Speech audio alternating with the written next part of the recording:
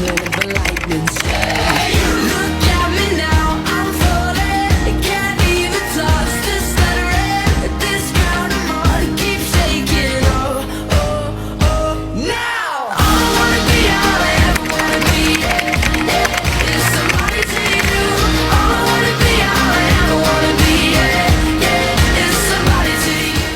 Bismillahirrahmanirrahim. Assalamualaikum warahmatullahi wabarakatuh. Alhamdulillahirabbil alamin wassalatu wassalamu ala asyrafil anbiya'i wal mursalin sayyidina Muhammadin wa ala alihi wa ashabihi ajma'in. Baik, di sini saya selaku moderator dan kami di sini insyaallah akan menjelaskan proposal yang telah kami buat. Nah, anggota kami yang pertama saya sendiri Daniel, kemudian yang kedua ada Muhammad Fadli Ramadan, kemudian yang ketiga Muhammad Dirsyam, kemudian yang keempat Jumaidil Awalin Afdillah, Muhammad As'ad Putra Setiawan. Untuk lebih lanjut insyaallah akan dilanjutkan oleh pemateri pertama yaitu Muhammad Dirsyam. Falyatafaddal mashkura wa ma'jura. Baik, kami akan melanjutkan materi. Terima kasih kepada moderator yang sudah memberikan kesempatan kepada kami. Yang pertama itu bab 1 pendahuluan. Latar belakang. Al-Quran merupakan firman Allah Subhanahu wa Ta'ala yang diturunkan kepada Nabi. Al-Quran dianggap sebagai keajaiban Islam yang abadi, dengan kualitas ajaibnya semakin ditekankan seiring dengan kemajuan ilmu pengetahuan.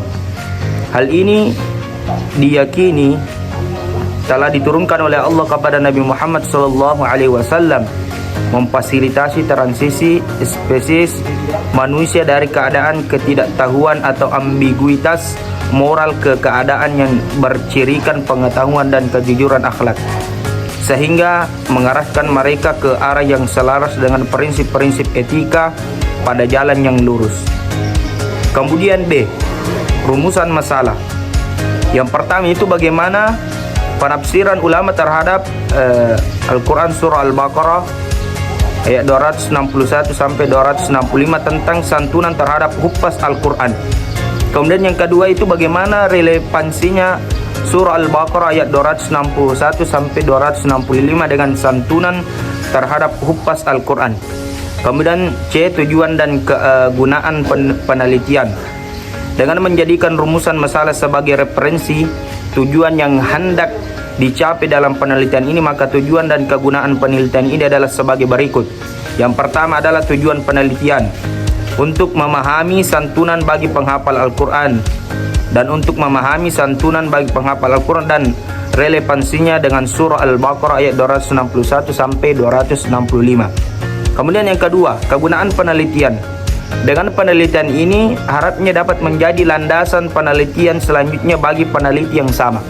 Kemudian yang kedua, peneliti ini diharapkan dapat memberikan pemahaman kepada penulis dan pembaca mengenai santunan terhadap huffaz Al-Quran, atau memberikan wawasan dan pemahaman kepada masyarakat umum tentang santunan dengan menjadikan Al-Quran sebagai acuan. Demikianlah materi yang sempat saya sampaikan. Baik, kita lanjut ke pembahasan selanjutnya, yaitu di bab 2, tinjauan teoritis. Di bagian A, definisi santunan. Santunan adalah kegiatan berbagi kepada anak-anak yang kehilangan orang tua. Tradisi ini dilakukan dalam berbagai kesempatan, seperti menjelang Lebaran, bulan Muharram, atau dalam rangka peringatan hari raya. Kemudian di bagian B, tujuan santunan. Adapun tujuan-tujuan santunan dalam Islam sebagai berikut. Yang pertama, membantu penghafal Al-Quran memenuhi kebutuhan hidup sehari-hari. Kemudian yang kedua, memberikan kebahagiaan kepada penghafal Al-Quran. Yang ketiga, menjalin kasih sayang. Yang keempat, memupuk nilai-nilai kemanusiaan. Yang kelima, mengajarkan pentingnya berbagi kepada sesama. Yang keenam, memperkuat nilai-nilai agama Islam. Yang ketujuh, menyambung tali silaturahmi. Dan yang terakhir, saling tolong menolong. Bismillahirrahmanirrahim. Oke, saya akan melanjutkan poin C di bab 2, yaitu adab-adab pemberian santunan.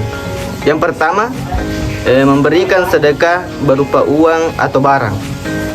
Yang kedua, memberikan santunan kepada anak yatim di sekitar rumah atau anak yatim di panti asuhan. Yang ketiga, memberikan santunan melalui lembaga sosial. Yang keempat, mengusap kepala anak yatim, dan mengusap kepala anak yatim adalah ajaran Rasulullah SAW. Yang kelima, mendukung pendidikannya, membantu pendidikan anak yatim adalah investasi jangka panjang yang sangat mulia. Yang keenam, tidak menghardiknya anak yatim, harus diperlakukan dengan lembut. Yang ketujuh, menjaga harta anak yatim jika dipercayakan menjaga harta anak yatim tersebut. Yang kedelapan, yaitu memberikannya perlindungan kepada anak yatim yang memerlukan bukan hanya bantuan materi tetapi juga perlindungan emosional dan sosial. Baiklah, selanjutnya materi bagian D, yakni ayat-ayat santunan. Adapun ayat-ayat santunan terdapat pada Al-Quran surah Al-Baqarah ayat 261 yang menggambarkan bahwa santunan dilipat gandakan bagi siapa yang dikehendaki Allah. Adapun ayatnya, a'udzubillahi minasyaitonirrajim, mathalul ladzina yunfikuna amwalahum fi sabilillahi kamathali habbah ambatat sab'a sanabila fi kulli sumbulatin mi'atu habbah wallahu yudha'ifu liman yasha wallahu wasi'un alim. Artinya, perumpamaan orang-orang yang menginfakkan hartanya di jalan Allah adalah seperti orang-orang yang menabur sebutir biji benih yang menumbuhkan 7 tangkai, pada setiap tangkai ada 100 biji. Allah melipat gandakan pahala bagi siapa yang dikehendaki. Allah Maha Luas lagi Maha Mengetahui. Baik, selanjutnya bab terakhir, bab 3, yaitu metodologi penelitian. Penelitian ini memiliki beberapa metode, diantaranya jenis penelitian.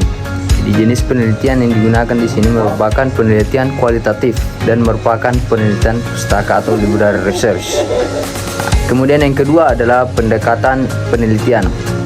Pendekatan penelitian yang digunakan oleh penelitian ini itu ada 3 pendekatan. Yang pertama pendekatan tafsir, kemudian pendekatan linguistik, lalu yang terakhir adalah pendekatan historis.